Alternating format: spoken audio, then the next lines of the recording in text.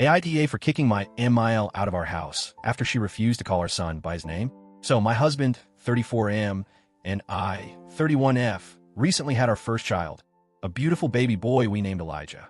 Choosing his name was a big deal for us. We spent months going back and forth, testing different names, saying them out loud, imagining how they'd sound when he was older, picturing them on future school forms, job applications, wedding invitations.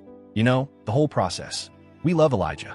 It had a deep meaning to us. It sounded strong and timeless. And when we finally decided on it, it just felt right. When we announced the name, my MIL 62F didn't seem particularly excited or upset. She just kind of shrugged, didn't gush over it, didn't make a comment, which honestly felt like a win because she's the type to have opinions about everything. So we figured, okay, she's fine with it. Oh, how wrong we were. The first red flag happened at the hospital the very first time she met him. She picked him up, cradled him, looked down at his tiny little face, and said, "Oh, little David, you're just perfect." I was exhausted. I just gone through labor. I was emotionally and physically drained, so at first, I thought I misheard her. But then she said it again. I frowned. "Who's David?" She smiled like she had a secret and said, "Oh, I just think he looks like a David. It suits him better." I was too tired to argue, so I brushed it off, thinking it was a one-time weird comment. But it was not. Over the next few weeks, she kept doubling down. She would text us things like, "How's my little David doing today?" Or "Give David a kiss for me." When she visited, she'd pick him up and say things like, "Grandma loves you, David." She even started telling other people his name was David. At first, my husband and I tried to ignore it, hoping she'd drop it if we didn't acknowledge it. But that only seemed to encourage her. One night, she called and asked if we could FaceTime because she missed David. When we answered, she went full grandma mode, cooing, making baby talk, and saying, "Oh, my sweet David, look at you." At that point, I had had enough. I interrupted her and said, "His name is Elijah." She gave this fake little laugh and said, "Oh, I know, but he just feels like a David to me." I told her, firmly, that we picked his name for a reason, and it was really disrespectful for her to keep calling him something else.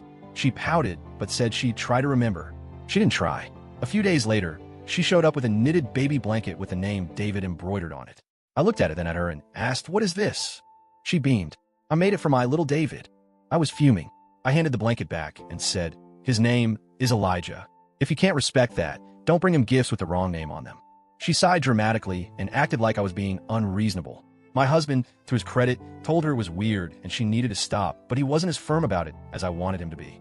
He was in the "she's just being quirky" camp, while I was in the "she's outright disrespecting us" camp. But the final straw came during a family dinner. We invited MIL, my SIL, and some extended family over for a small dinner.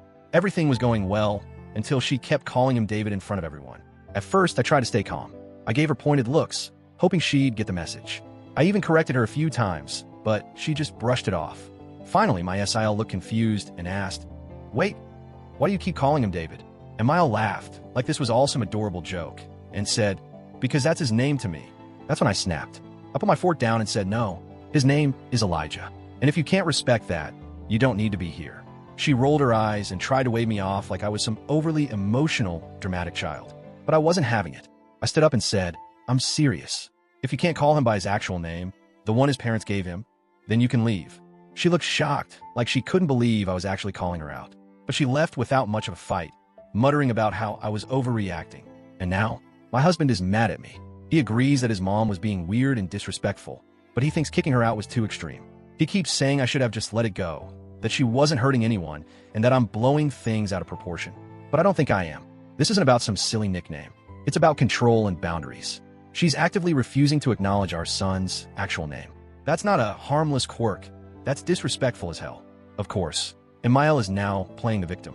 She's telling everyone that I'm keeping her from her grandson over a nickname. Some of my in-laws are taking her side, saying she's just an excited grandma.